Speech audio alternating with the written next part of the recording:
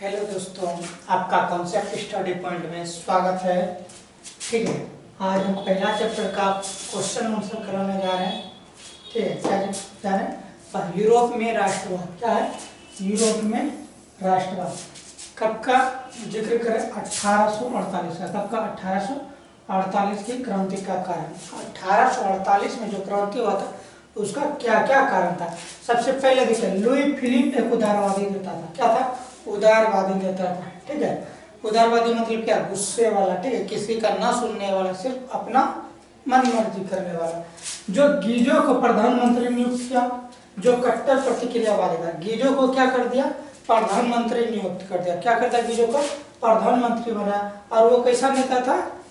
कट्टर प्रतिक्रियावादी। प्रतिक्रियावादी का मतलब होता है अत्याचार, दुराचार। ठीक है, मान लीजिए जो अत्याचार कर रहा है उसको भी बढ़ावा देना। ठीक है, तो ये पूरा कट्टर प्रतिक्रियावादी का मतलब क्या? अत्याचारी और दुराचारी। लुई फिलिप क्या है? लुई फिलिप ने पूंजीपतियों वर्ग का साथ दिया। लुई फिलिप ने क्या किया? अमीरों का साथ दिया। किसका साथ दिया? अमीरों का साथ दिया। साथ दिया और क्या? गरीबों का साथ नहीं दिया। वो हमेशा अमीर के सपोर्ट में बोल सकते हैं। किसके सपोर्ट में? लुई फिलिप अमीर के सपोर्ट में।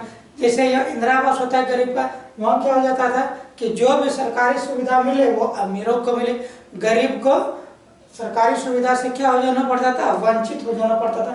इसीलिए क्या करता था लुई फिलिप? पूंजीपतियों का सपोर्ट करता था और गरीबों का सपोर्ट नहीं करता था। इसके पास किसी तरह का सुधारात्मक कार्य नहीं था। जब देश में, ठीक है, 1848 की क्रांति के समय जब रोजगार और समाप्त होने पर था, आबादी बढ़ रहा था। ठीक है, इसके बाद क्या हो रहा था? सुधारात्मक। ये ऐसा कोई काम नहीं करता था बढ़िया काम जिससे आम जनता, गरीब लोग, ठीक है, कि कमाने का व्यवस्था लग सके। ऐसा कोई काम नहीं करता था। बेरोजगार देश में बढ़ रहा है, किसी तरह का कोई सुनवाई, कोई परवाह नहीं था। ठीक है, बोला ना ही इसे किसी विदेश नीति में सफलता थी। इसे विदेश नीति का ज्ञान भी नहीं था। किसको? लुई फिलिप को। ना तो इसे विदेश नीति का ज्ञान भी नहीं था। इसके शासन काल में भूखमरी, बेरोजगारी चरम सीमा पहुंच गई थी। बोल रहा क्या? ये प्रधानमंत्री गीजो जो है, ठीक है, इसको ना तो क्या था, ना तो ये पूरा प्रतिक्रियावादी था, ना तो इसको कोई सुधारात्मक कार्य, ऐसा कोई काम करे जो गरीबों को रोजगार शुरू हो, ठीक है, और जिससे देश अच्छा से चल सके। इसको सुधारात्मक कार्य भी करने नहीं आता था। और धीरे धीरे उस देश का क्या होने लगा? बेरोजगारी चरम सीमा तक चल गया। चरम सीमा का मतलब होता है वो अंतिम तक चल गया, हद पार हो गया। ठीक है, वहां तक। और इसके पास कोई कूटनीति बुद्धि भी नहीं था। ठीक है, कूटनीति में क्या? कि बातों से अपने दुश्मनों को निपटा देना, बातों से अपने दुश्मनों को निपटा देना। ठीक है, लुई फिलिप की गद्दी त्याग दिया। उसके बाद क्या कर दिया? लुई फिलिप ने गद्दी त्याग दिया। चलिए अब अगला पर आते हैं।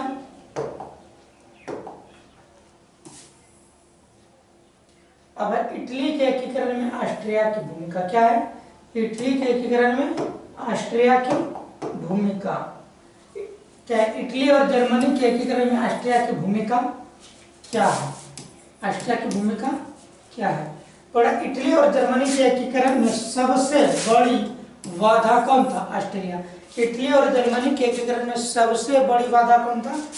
ऑस्ट्रिया। क्या था? ऑस्ट्रिया। ऑस्ट्रिया का चांसलर मेटरनिक घोर प्रतिक्रियावादी था। घोर कैसा प्रतिक्रियावादी था? घोर, जो अनर्थ कर देता था, जिसको ये उस हद तक अत्याचार कर देता था जिसका आम पब्लिक कोई सोच नहीं सकता था। ठीक है, तो ये उस हद तक अत्याचार और दुराचार कर देता था। इसीलिए क्या था? ऑस्ट्रिया का चांसलर मेटरनिक कैसा था?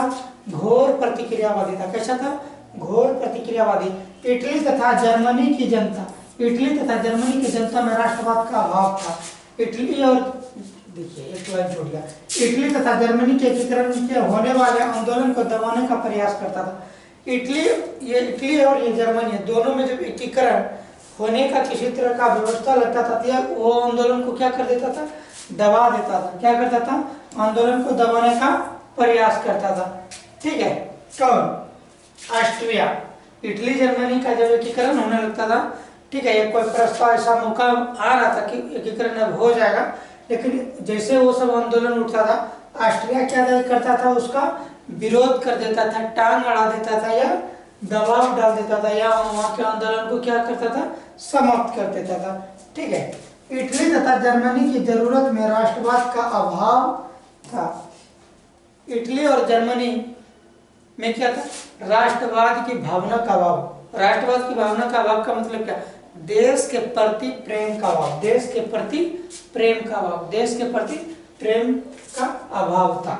चलिए अब आते हैं, ऑस्ट्रिया में मेटरनिख के पतन के बाद इटली जर्मनी का एकीकरण, लोगों में एकीकरण का मार्ग सबसे बड़ी बाधा समझता। बोल रहे जैसे ऑस्ट्रिया में मेटरनिख का पतन हुआ, ठीक है, जब ऑस्ट्रिया में मेटरनिख का पतन हो गया, ठीक है, उसके साम्राज्य का, तब इटली और जर्मनी का सबसे बड़ी बाधा क्या हो गया? खत्म हो गया। इटली और जर्मनी का क्या हो गया? सबसे बड़ी बाधा खत्म हो गया, और इन एकीकरण का मार्ग, सबसे बड़ी बाधा समाप्त हुआ। इसके बाद इटली जर्मनी का एकीकरण पूरा हुआ। कौन? मेटरनिख मरा, या मेटरनिख का क्या साम्राज्य समाप्त हो गया, तभी इटली और जर्मनी का एकीकरण क्या हुआ? पूरा हुआ। चलिए अब आते हैं अगले पे।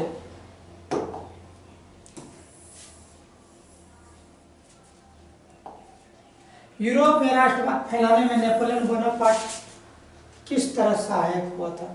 बोला यूरोप महादेश में जो नेपोलियन बोनापार्ट था, वो राष्ट्रवाद क्या? देश के प्रति क्या? देश के प्रति प्रेम कैसे फैलाया कि अपने देश से प्रेम करना चाहिए। देखिए, यूरोप में राष्ट्रवाद फैलाने में नेपोलियन बोनापार्ट महत्वपूर्ण भूमिका निभाया। याद कीजिए जब वो फ्रांसीसी क्रांति से स्टार्ट हुआ था, इटली और जर्मनी के राज्यों में भौगोलिक नाम के से परिधि से बाहर उसे वास्तविक और राजनीतिक रूप रेखा।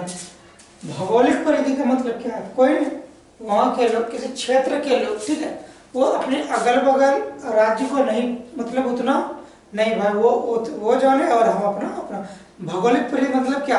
हमारा कोई एक चीज देखकर हम उसको निर्धारित करते नहीं, हम ही लोग सिर्फ अपना है, जैसे नस्ल देखकर, ये क्षेत्र देखकर कि भाई हम ही लोग हैं।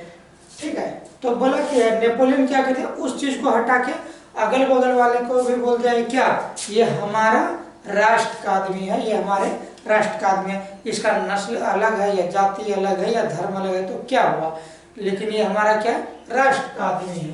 ठीक है, तो ये क्या? भौगोलिक परिधि से बाहर करके क्या कर दिया? वास्तविक और राजनीतिक रूपरेखा में ला दिया। ठीक है, तो ये बता रहा है कि ये जो राजनीति कर रही है हमारे लिए अच्छा के लिए कर रहा है। ठीक है, अब क्या? इससे आपसी एकता और राष्ट्रीयता का भावना विकास हुआ। जैसे भौगोलिक परिधि से बाहर क्या वास्तविक और राजनीतिक में लाया, तो क्या हुआ?